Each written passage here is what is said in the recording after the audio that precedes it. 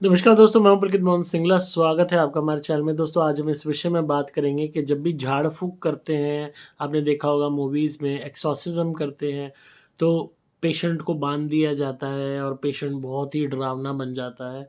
तो क्या वाक़ई में ऐसा होता है और क्यों बाँधा जाता है पेशेंट को? क्यों हर तरीके से उसके चारों तरफ एक पहरा सा बनाया जाता है? आज हम इस विषय में बात करेंगे, इसको समझेंगे। दोस्तों, एक्सॉर्सिज़्म क्या है? झाड़-फूँक करना। झाड़-फूँक की जाती है जो शरीर में बैठा प्रेत है, नेगेटिविटी है, कोई भी आत्मा है, कोई भी तरीके का भूत है शरीर के अंदर, उसको बाहर निकालने के लिए। अंग्रेज़ी टर्म में इसको एक्सॉर्सिज़्म कहते हैं। फ़िल्मों में दिखाया जाता है कि बाँध रखा है कुर्सी से, फिर कुर्सी हवा में उड़ रही है, बिस्तर पे बाँध रखा है, बिस्तर हवा में उड़ रहा है और जो पेशेंट है वो हवा में उड़ रहा है। पेशेंट का चेहरा सफ़ेद हो गया, जैसे मैंने आपको कल की वीडियो में बताया था कि पोज़ेशन के केस में भी ऐसा दिखा दिया जाता है। और एक्सॉर्सिज़्म में तो ख़ासकर दिखाया जाता है कि बिल्कुल चेहरा सफ़ेद और डरावना हो गया है। अक्सर वाइट गाउन ही दिखाया जाता है लड़कियों पे, जब दिखाया जाता है कि भाई कोई प्रेत का साया है। तो एक बहुत भेड़-चाल चल रही है, कॉपी पेस्ट मारे जा रहे हैं, क्योंकि पता नहीं है झाड़-फूँक क्या होती है, क्या एक्सॉर्सिज़्म होता है। ये ज़रूरी नहीं होता, पहली बात, कि उसी जो जब भी झाड़-फूँक हो रही है, उसी टाइम वो नेगेटिविटी उस झाड़-फूँक के माध्यम से शरीर को छोड़ देगी, ये ज़रूरी नहीं है। कई दफ़ा ये जो झाड़-फूँक होती है, बार-बार करी जाती है, लगातार करी जाती है, अलग-अलग टाइम पे की जाती है, दिनों को देख के की जाती है। बहुत से रिचुअल्स होते हैं, उसके बाद की जाती है। बहुत सी चीज़ें एस्टेब्लिश की जाती हैं, तब की जाती है।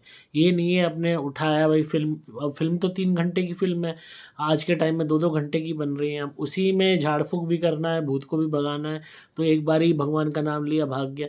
ऐसा इतना ईज़ी होता तो लोग ठीक हो जाते, लोग तांत्रिकों के पास जगह-जगह धक्के क्यों खाते?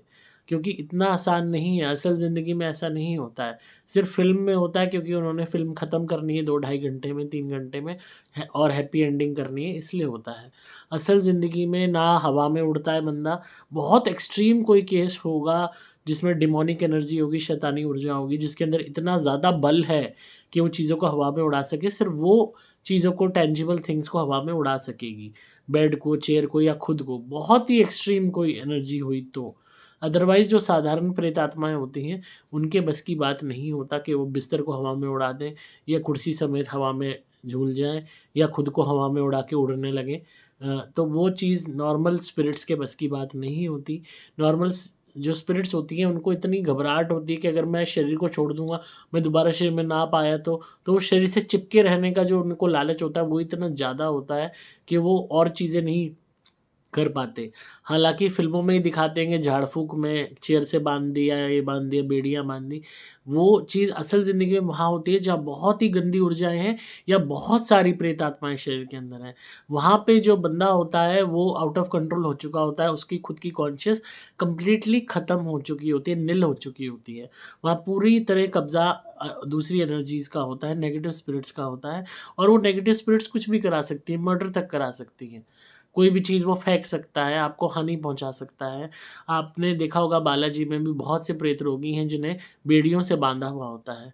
तो वो बहुत ही गौन केस होते हैं, एक्सट्रीम केस होते हैं, जहाँ पे वो मतलब आपको किसी भी तरीके की क्षति पहुँचा सकते हैं, आपको पता भी नहीं चलेगा, और खुद को भी पहुँचा सकते हैं। देखें बैठे-बैठे कोई चीज़ सामने देखी, उठा के आपके सर पे मार दी। आपका तो काम हो गया वहीं। और खुद कूद गए कहीं से, खुद को हानि पहुँचा दी। तो वो जो बिल्कुल कंप्लीट गॉन केस होते हैं, वहाँ पे बेड़ियों से बाँधा जाता है, या कोई भी बंदा अगर झाड़-फूँक कर रहा है तो अपनी सुरक्षा के लिए या औरों की सुरक्षा के लिए ऐसा कर सकता है। और अगेन डिपेंड करता है सिचुएशन पे, पर ये ज़रूरी नहीं कि हर केस में इस तरह बाँधा जाता है या वो किया जाता है। झाड़-फूँक बार-बार किए जाते हैं, अक्सर लोग पूर्णिमा पे, अमावस्या पे, फेस्टिवल्स पे झाड़-फूँक कराते हैं और रेगुलर बेसिस पे भी कराते हैं। अगेन रोगी के रोग के ऊपर है कि वो कितना गंभीर है। किसी भी रोग में इतना ज़्यादा वो हल्ला नहीं वो करता कि शीशे टूट जाएँगे या वो हो जाएगा, मतलब जो फ़िल्मों में दिखाते हैं ओवर एक्सट्रीम करके दिखाते हैं। इतना ज़्यादा एक्सट्रीम करके दिखाते हैं कि मतलब वो काल्पनिक लगे ताकि चीज़ें।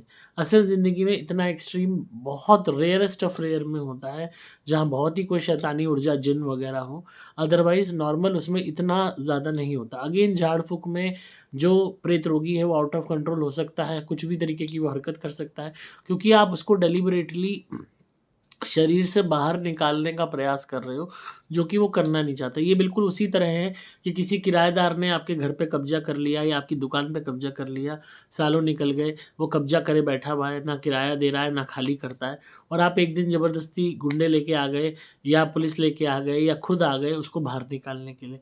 अब आप जब ज़ोर ज़बरदस्ती करके उसको बाहर निकालोगे, उसका सामान फेंकोगे, तो वो भी रोकने का प्रयास करेगा, आपको झगड़ा करेगा, हाथापाई करेगा, हर चीज़ करेगा। तो ये उसी तरह है कि जो शरीर पे इल्लीगली कब्ज़ा करके स्पिरिट बैठ गई, जब आप उसको फ़ोर्सफुली बाहर निकाल रहे हो, तो वो भी उपद्रव करेगी, उस चीज़ को रोकने का प्रयास करेगी। तो इसी तरीके से ये जो ऊर्जाएँ होती हैं, ये फिर एक्सॉर्सिज़्म में यानी कि झाड़-फूँक में अपने आप को शरीर पे अपना कब्ज़ा बनाए रखने के लिए उपद्रव करती हैं, झगड़ा करती हैं, अब्यूज़िव हो जाती हैं, गालियाँ देती हैं और यहाँ तक कि हाथ-पाँव भी चलाती हैं। और इसमें कतई भी ऐसा नहीं है कि उनका चेहरा बदल जाएगा या बहुत डरावने हो जाएँगे।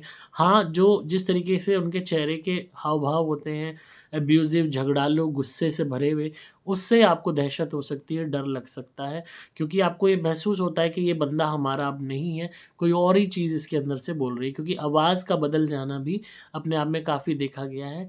और गलत बात करना, गंदी बातें करना, प्रोवोकिंग बातें करना, प्रोवोकिंग एक्टिविटीज़ करना, ये झाड़-फूँक में आसानी से प्रेत रोगी में देखा जा सकता है। तो झाड़-फूँक का मतलब ये नहीं है कि उसी टाइम वो बंदा ठीक हो जाएगा। अगेन केसेस पे डिपेंड करता है कि किस तरीके से होते हैं। हमने इसीलिए बहुत सिंपल मेथड निकाला, बहुत ईज़ी मेथड निकाला और बहुत कमाल का मेथड निकाला हमारी क्रिया वाले नारियल का। जब इनसे उतारा हो के हमारे जो नारियल हम बेचते हैं, जब आप उतारा करते हैं प्रेत रोगी का और नारियल को हवन कुंड में जलाते हैं, तो वो एनर्जी टेम्परेरी तौर पे उस नारियल में आ जाती है और जलती है। जब अग्नि के माध्यम से उस नारियल को जलाया जाता है, तो उस एनर्जी का अग्नि तत्व घटने लगता है, जिससे उसकी शक्ति घटने लगती है। हम इसी प्रोसेस को बार-बार रिपीट करते हैं, जिससे फिर वो एनर्जी विवश होके शरीर छोड़ देती है। हमारे जो नारियल होते हैं, मंत्रों से बंधे हुए होते हैं, इनमें शक्ति होती है, वही शक्ति खींचती है उस स्पिरिट को नारियल के अंदर, ताकि वो जल सके। ऐसा हम बार-बार रिपीट इसलिए करते रहते हैं, ताकि वो थक हार के, परेशान होके शरीर को छोड़ने पे मजबूर हो जाए।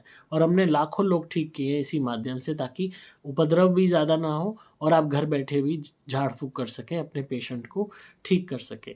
इसीलिए हमने कोई भी ऐसा मेथड नहीं रखा कि कोई तांत्रिक आए, गुरु आए, वो करे।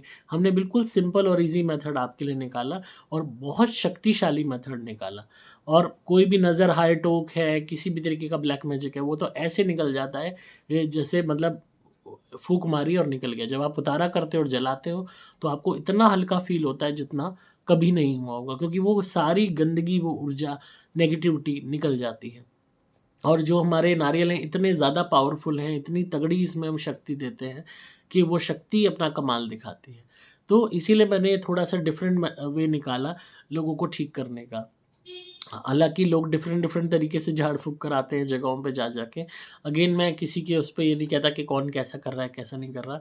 किसी को कहीं से आराम आता है, किसी को कहीं से आता है, वो उनके ऊपर डिपेंड करता है। अगेन हर एक की कंडीशन अलग है, हर एक के ऊपर स्पिरिट अलग है, हर एक का जो है हिस्ट्री अलग है बीमारी की। तो बहुत से फैक्टर्स हैं जो डिपेंड करते हैं किसी भी इंसान के रोग को डिफ़ाइन करने में और उसके इलाज को डिफ़ाइन करने में। तो आई होप आपको आज की वीडियो पसंद आई होगी और आपको ये जानकारी कैसी लगी ज़रूर बताइए। कमेंट्स में लाइक कीजिए, शेयर कीजिए चैनल को ज़्यादा से ज़्यादा, ताकि लोगों को पारलौकिक दुनिया का ज्ञान मिल सके। आप क्रिया वाले नारियल हमसे मंगा सकते हैं अपने उतारा करने के लिए। सिंपली आपको अपने सर के ऊपर से 7 दफ़ा एंटी क्लॉकवाइज़ उसको वारना है और हवन कुंड में जलाना है। नारियल को अपने सर के ऊपर से वारने से पहले अपने माथे पे ज़रूर टच करें और कुछ सेकंड्स तक रोकें और ध्यान करें कुछ भी नेगेटिविटी जो आपने फेस की है लाइफ में, और अपने ऊपर से उतारा करके उसको जलाइए। इतना हल्का फ़ील होगा जैसे फ़ेदर को फ़ील होता है, और आपको महसूस होगा कि वाक़ई में कोई गलत ऊर्जा, गंदी ऊर्जा, हाय टोक, जलन किसी भी फ़ॉर्म में नेगेटिविटी है, ब्लैक मैजिक के फ़ॉर्म में है, वो आपके अंदर से बाहर जा रही है। हम मिनिमम 30 नारियल देते हैं 1 महीने के लिए, और अगेन हर एक की प्रॉब्लम के ऊपर डिपेंड है। कुछ लोगों की प्रॉब्लम में नारियल ज़्यादा लगते हैं, कुछ लोगों की कम टाइम में ही आराम आ जाता है। और पुरानी से पुरानी 25-25, 30-30, 40-40 साल पुरानी नज़र, हाय टोक, जलन, ब्लैक मैजिक तक हमारे क्रिया वाले नारियल ने सक्सेसफुली बाहर निकाला है, क्योंकि इसकी शक्ति बहुत कमाल की है। तो आप मंगा सकते हैं। आपको सिंपली मोबाइल नंबर 8130331007 पे व्हाट्सएप मैसेज करना होगा। नंबर दोबारा बोल रहा हूँ, 8130331007। डिस्क्रिप्शन में आपको डिटेल्स मिल जाएंगी। मैं हूँ आपका दोस्त पुलकित मोहन सिंगला।